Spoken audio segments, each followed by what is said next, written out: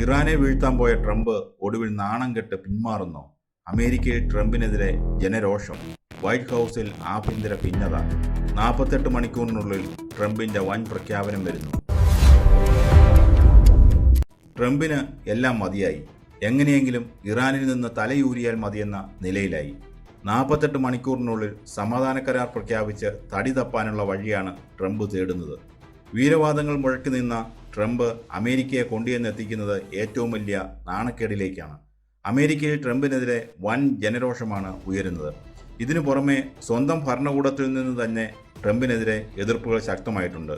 Vice president JD വാൻസിന്റെ നേതൃത്വത്തിലുള്ള ഒരു വിഭാഗം യുദ്ധം എത്രയും വേഗം അവസാനിപ്പിക്കണമെന്ന നിലപാടിലാണ്. കോടിക്കണക്കിന് ഡോളർ ചെലവഴിച്ച് നടത്തുന്ന ഈ പോരാട്ടം കൊണ്ട് അമേരിക്കയ്ക്ക് എന്താണ് നേട്ടം എന്ന ചോദ്യം ആഗോളതലത്തിലും രാജ്യത്തിനകത്തും ഉയർന്നു കഴിഞ്ഞു. മുഖം രക്ഷിക്കാനായി ശക്തമായ ബോംബാക്രമണം നടത്തി യുദ്ധത്തിൽ നിന്ന് പിന്മാറാനായിരുന്നു ട്രംപ് പദ്ധതിയിട്ടത്. എന്നാൽ സൗദി അറേബ്യ ഉൾപ്പെടെയുള്ള ഗൾഫ് രാജ്യങ്ങളുടെ കർശനമായ മുന്നറിയിപ്പ് ഈ നീക്കത്തെ തടഞ്ഞു. ഇത്തരമൊരു നീക്കം മേഖലയിൽ സർവനാശത്തിന് കാരണമാകുമെന്നും ഗൾഫ് രാജ്യങ്ങളുടെ നിലനിൽപ്പിനെ തന്നെ ബാധിക്കുമെന്നും സൗദി വ്യക്തമാക്കി. മറ്റൊരു പ്രധാന പ്രതിസന്ധി അമേരിക്കയുടെ പക്കലുള്ള മിസൈൽ ശേഖരം കുറയുന്നതാണ്. വൻതോതിൽ മിസൈലുകൾ ഉപയോഗിച്ചതോടെ പ്രതിരോധ ആയുധങ്ങളുടെ ലഭ്യതക്കുറവ് അമേരിക്കയെ കടുത്ത സമ്മർദ്ദത്തിലാക്കിയിരിക്കുകയാണ്.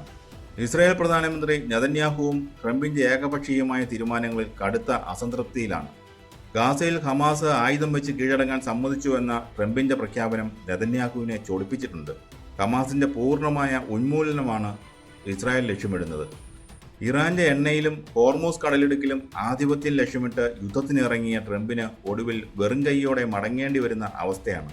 ട്രംപിന് വിനയായത് അഹങ്കാരവും അത്യാർത്ഥിയുമാണെന്ന് വിമർശനം ഉയർന്നു കഴിഞ്ഞു. അമേരിക്കൻ ജനതയുടെ ചോദ്യങ്ങൾക്ക് മുന്നിൽ ഉത്തരം പറയാൻ കഴിയാതെ നിൽക്കുകയാണ് വൈറ്റ് ഹൗസ്. ഈ യുദ്ധം കേവലം 2 രാജ്യങ്ങൾ തമ്മിലുള്ള പോരാട്ടം മാത്രമായിരുന്നില്ല. ഇത് ലോക സാമ്പത്തിക വ്യവസ്ഥയെയും ജനജീവിതത്തെയും എല്ലാം വളരെ മോശമായി ബാധിച്ചു. യുദ്ധത്തെ തുടർന്ന് ഹോർമൂസ് കടലിടുക്കിലൂടെയുള്ള കപ്പൽ ഗതാഗതം നിലച്ചതോടെ ആഗോള എണ്ണവില കുത്തനെ കൂടി.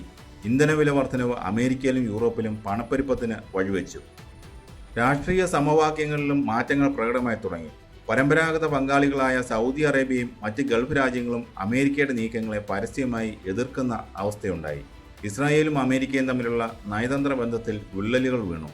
പശ്ചിമേഷ്യയിൽ ഇറാന്റെ സ്വാധീനം പൂർണ്ണമായി ഇല്ലാതാക്കാൻ അമേരിക്കയ്ക്ക് സാധിച്ചുമില്ല. വൈറ്റ് ഹൗസിനുള്ളിലെ ഭിന്നത ട്രംപിന്റെ ഭരണ നേതൃത്വത്തെ ദുർബലപ്പെടുത്തി. ജനങ്ങൾക്കിടയിൽ യുദ്ധവിരുദ്ധ വികാരം ശക്തമായത് വരാനിരിക്കുന്ന തെരഞ്ഞെടുപ്പുകളിൽ തിരിച്ചടിയാകും.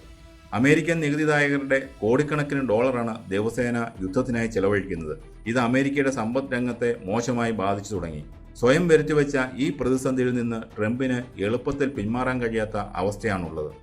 വിചാരിക്കുന്നത് പോലെ വെറുതെ യുദ്ധം അവസാനിപ്പിച്ച് ട്രംപിന് മടങ്ങാനാവില്ല. ഏത് തീരുമാനമെടുത്താലും അത് അമേരിക്കയെയും ട്രംപിനെയും നേരിട്ട് ബാധിക്കും. അമേരിക്ക ഏകപക്ഷീയമായി യുദ്ധം അവസാനിപ്പിച്ച് പിന്മാറിയാൽ അത് ട്രംപിന്റെ രാഷ്ട്രീയ ജീവിതത്തിലെ വലിയൊരു പരാജയമായി ചിത്രീകരിക്കപ്പെടും. പശ്ചിമേഷ്യയിൽ അമേരിക്കയുടെ സ്വാധീനം കുറയുകയും ഇറാന്റെ ശക്തി വർദ്ധിക്കുകയും ചെയ്യും. നയതന്ത്ര തലത്തിലുള്ള ഒത്തുതീർപ്പിനാണ് കൂടുതൽ സാധ്യത.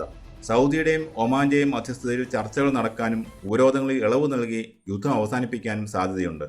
എന്നാൽ ഇസ്രായേൽ ഈ നീക്കത്തെ അംഗീകരിക്കാൻ സാധ്യത കുറവാണ്. അതേസമയം ഹോർമൂസ് കടലിടുക്കിലെ പ്രതിസന്ധി നീണ്ടുപോയാൽ ലോകം വലിയൊരു സാമ്പത്തിക മാന്ദ്യത്തിലേക്ക് കൂപ്പുകുത്തും. വികസ്വര രാജ്യങ്ങളെയും വികസിത രാജ്യങ്ങളെയും അത് ഒരുപോലെ ബാധിക്കും. ചുരുക്കത്തിൽ ഇറാന്റെ എണ്ണ സമ്പത്തിലും ഹോർമൂസ് കടലിടുക്കിലെ ആധിപത്യത്തിലും കണ്ണുവച്ച് യുദ്ധത്തിനിറങ്ങിയ ട്രംപിന് ഒടുവിൽ കനത്ത തിരിച്ചടിയാണ് നേരിടേണ്ടി വന്നിരിക്കുന്നത്. സ്വന്തം രാജ്യത്തെ ജനങ്ങളുടെ ചോദ്യങ്ങൾക്ക് മുന്നിൽ ഉത്തരം പറയാൻ കഴിയാതെ അമേരിക്കൻ നേതൃത്വം നിൽക്കുകയാണ്.